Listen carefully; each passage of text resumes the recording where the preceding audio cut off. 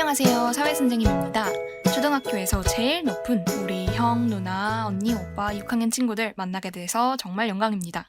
선생님이 4학년, 5학년 친구들도 만나봤는데 6학년과 함께 할 때 특히 마음이 든든하더라고요. 수업을 더 잘 따라와 줄 수 있을 것 같아요. 그리고 선생님이랑 우리 나이 차이 별로 안 나요. 그냥 친구라고 생각해요. 그렇다고 서영아 수업하자 이건 안 되고요. 편하게 즐겁게 유쾌하게 선생님이랑 같이 수업을 즐겼으면 좋겠습니다. 자, 그러면 6학년 사회 수업 시작해 봅시다. 우리는 오늘부터 민주주의에 대해 배울 건데요. 민주주의가 뭐예요? 쉽게 말해서 나라의 주인이 왕도 아니고 대통령도 아니고 바로 국민이다 라는 거예요. 모든 국민이 나라의 주인으로서 권리를 가지고 그 권리를 자유롭고 평등하게 행사하는 정치 제도를 말합니다. 우리나라의 민주주의는 어떻게 발전해 왔을까? 또 시민들이 정치에 참여하는 모습은 어떻게 변했을까? 이런 것들을 우리가 함께 살펴볼 거기 때문에 사실 처음에는 이게 역사 시간이었나? 이렇게 생각할 수도 있어요. 사실은 선생님은 민주주의가 무엇인지 우리가 민주주의를 배우는 게 왜 중요한지 깊게 생각도 해보고 정치와 선거에 대해 먼저 알아본 다음에 우리 4.19 혁명과 5.16 군사정변 등 우리의 역사를 배우고 싶었어요. 그런데 교과서와의 연계성을 고려해서 이 역사 부분을 먼저 수업하도록 하겠습니다. 그리고 나서 두 번째 소단원인 일상생활과 민주주의 파트에서 민주주의에 대해 더욱 자세히 배워볼게요. 혹시나 우리 친구가 나는 민주주의가 뭔지 알고 싶다. 격하게 알고 싶다. 4.19 혁명을 배우기 전에 4.19 혁명이 부정선거 때문에 일어났다고 하는데 선거가 뭐길래 대체? 궁금하다. 라는 생각이 든다면 어떤 방법을 추천하냐면요. 두 번째 소단원 부분 수업을 먼저 듣고 민주주의에 대해 공부한 다음에 다시 처음으로 돌아와서 1단원부터 이 부분을 복습해도 좋을 것 같습니다. 아무튼 오늘 수업 시작합시다. 오늘의 학습 목표 첫 번째, 4.19 혁명의 배경을 이해한다. 둘째, 4.19 혁명의 전개 과정과 결과, 의의를 이해한다. 셋째, 5.16 군사정변에 대해 이해한다. 선생님 자꾸 숫자로 4.19, 5.16 이게 무슨 숫자예요? 라고 생각하실 수 있는데 이건 차차 우리가 공부를 하면서 우리 친구도 알게 될 거예요. 먼저 4.19 혁명. 힌트를 드리면 4월 19일 날짜예요, 이건. 4.19 혁명 이전의 흐름과 배경을 빠르게 파악을 해보자면 1945년 8월 15일 오랫동안 우리가 염원했던 광복의 날이 밝았습니다. 그러나 광복 후에 우리는 남북 분단의 아픔을 다시 겪게 되었죠. 남한에서 단독 정부가 세워지고 우리나라에서 이승만이 첫 번째 대통령으로 선출되었습니다. 이승만 중요한 인물이니까 기억해 두시고요. 그로부터 2년 후 6.25 전쟁이 터져서 그 후로도 국민들의 생활은 많이 힘들었는데요.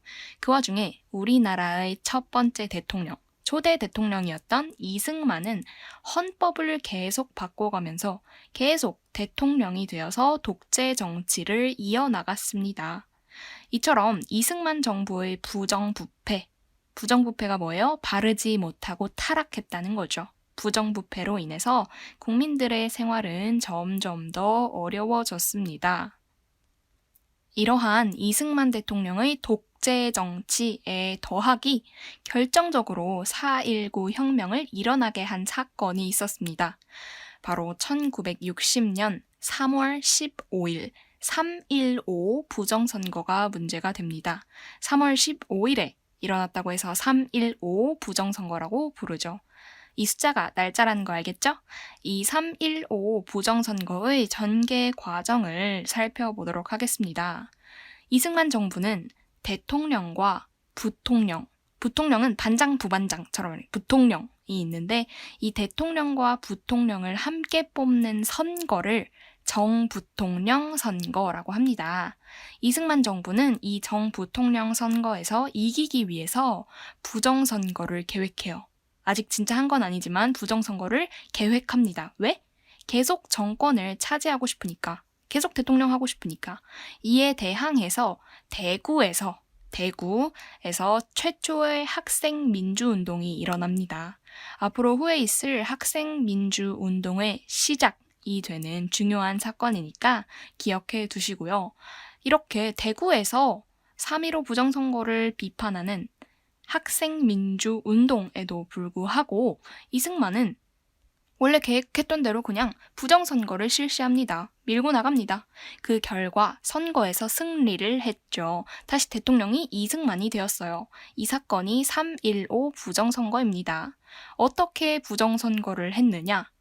투표를 하는 유권자들에게 돈이나 물건을 주면서 이승만 정부에 투표하세요 이런 거예요.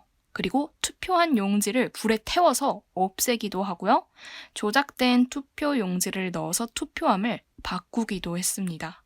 아무리 사람들이 이승만이 아니라 다른 사람한테 표를 주면 뭐예요?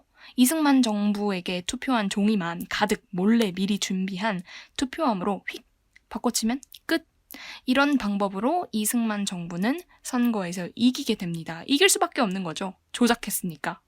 자, 지금까지 배운 내용을 정리해보면 이승만의 독재 정치, 그리고 3.15 부정선거가 핵심 키워드죠.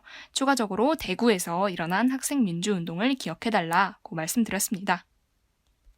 이 3.15 부정선거를 보고 잘못된 방법으로 선출된 이승만 정부의 잘못을 바로잡기 위해 시민들이 시위에 참여하기 시작합니다.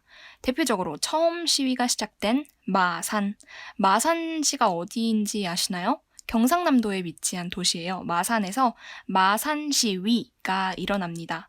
마산 시위에 참여한 많은 시민과 학생들이 경찰의 폭력적인 진압으로 죽거나 다치는 일이 일어났어요.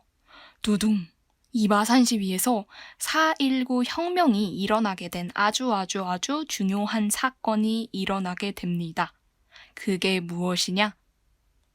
마산 시위에 참여했던 당시 고등학생 김주혈이 시위 과정에서 실종되었는데 후에 마산 앞바다에서 눈에 최루탄이 박힌 처참한 모습으로 죽은 채로 발견되었습니다. 시위 도중에 경찰의 죽임을 당한 거죠. 이 때문에 시민들이 더욱 분노해서 시위가 더욱 확산되었고 이제는 각계각층의 시민이 참여하는 전국 시위로 확대되었습니다. 더 많은 사람들이 참여하고 더 다양한 사람들이 시위에 참여하게 된 것이죠. 그리고 4월 19일 4.19죠. 4월 19일 시민들과 학생들은 이승만 정부의 독재 정치와 3.15 부정선거로 짓밟힌 민주주의를 바로 세우고자 거리로 나섰습니다. 이것이 바로 1960년에 일어난 4.19 혁명이죠. 4.19 혁명은 한마디로 짓밟힌 민주주의를 바로잡기 위해 각계각층이 참여한 민주시위라고 정리를 할 수 있겠죠. 전국에서 3.15 선거는 불법 선거다. 정부는 마산 사건을 책임져라 등의 구호로 가득했다고 합니다. 4.19 혁명 당시 중고등학생과 대학생은 물론이고 초등학생까지도 시위에 참여했다고 합니다. 이 4.19 혁명의 결과 어떻게 되었느냐? 많은 시민과 학생들이 다치거나 희생되었습니다.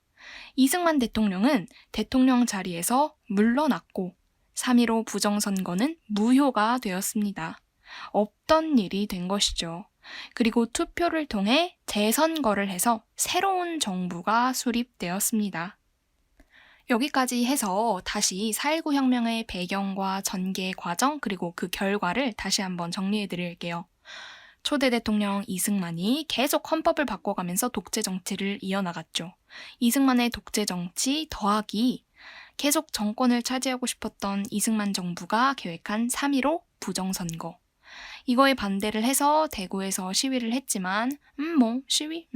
하고 그냥 결국 부정선거를 했고 실시를 했고 선거에서 승리했죠. 이런 이승만 정부의 잘못을 바로잡으려고 마산 시위가 일어납니다.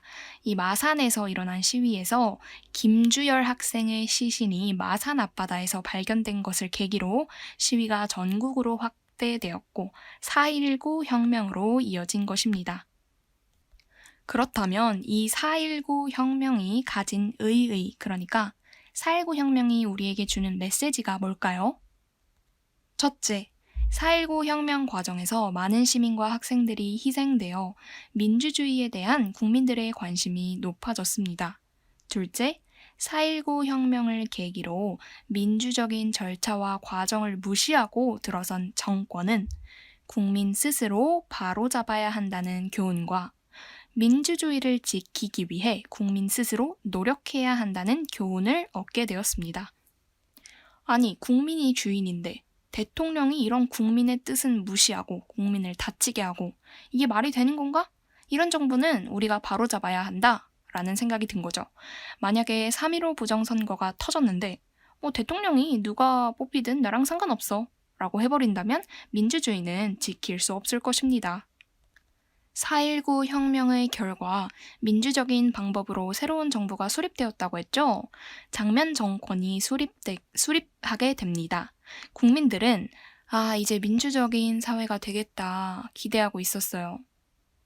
그러나 1년도 안 되어서 1961년 5.16 군사정변이 일어나 장면 정권을 무너뜨리고 군사정부가 수립됩니다. 이제 5.16 군사정변에 대해 알아볼게요. 5.16 군사정변이 어떤 사건이냐? 새로운 장면 정부가 들어선 지 1년도 되지 않아서 군인이었던 박정희가 군인들을 동원해서 정권을 잡은 것입니다. 5월 16일에 군사들이 힘을 앞세워서 일으킨 정변이라고 해서 5.16 군사정변이라고 하죠.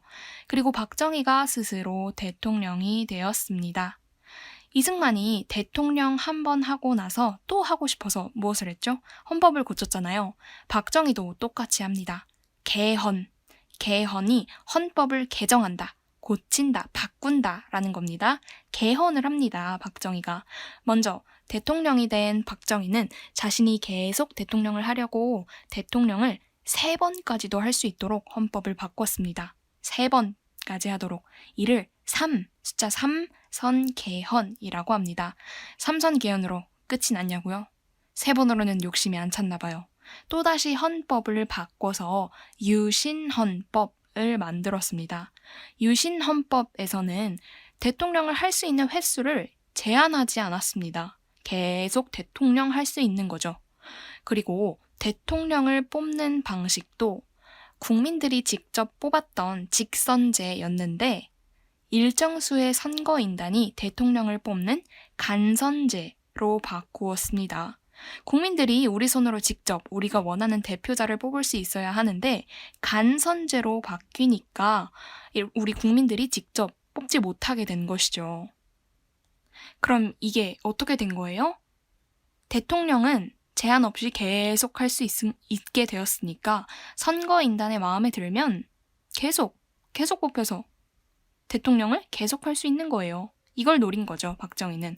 유신헌법의 유신이라는 말에는 낡은 제도를 새롭게 고친다라는 뜻이 있지만 사실 유신헌법의 내용은 국민의 권리를 대통령이 마음대로 제한할 수 있는 것이어서 민주적이지 않았습니다.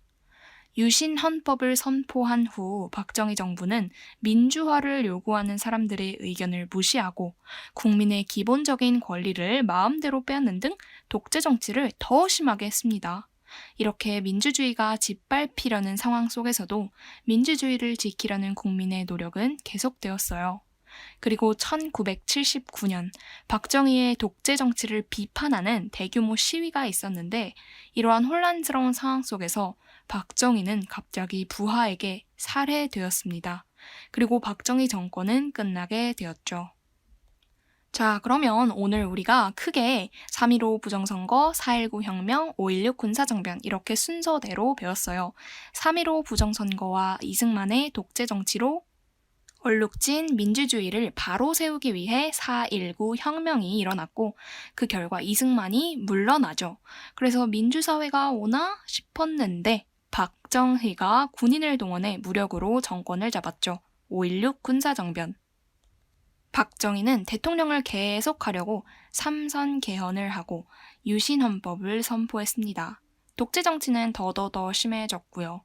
이에 시위가 일어났는데 이 혼란스러운 상황에서 박정희가 살해되어 박정희 정권은 막을 내리게 되었습니다. 정리 끝. 그러면 선생님이 수업 마치기 전에 정리 퀴즈 2개 한번 내볼게요. 4.19 혁명과 관련 있는 인물을 고르세요.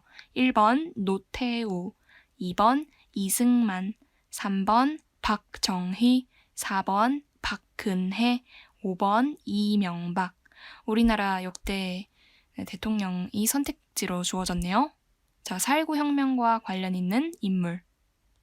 3.15 부정선거와 이승만의 독재 정치 때문에 마산 시위가 일어나고 이 마산 시위에서 김주열 학생이 사망한 것이 촉발점이 되어서 4.19 혁명이 일어났죠. 이승만. 2번 이승만과 관련이 있네요. 다음으로 5.16 군사정변과 관련 있는 인물은 누구인가요? 아까 1, 2, 3, 4, 5 중에 누구? 3번 박정희 대통령. 자, 우리는 다음 수업 시간에 이어서 우리 민주주의의 발전의 역사를 살펴보겠습니다. 감사합니다.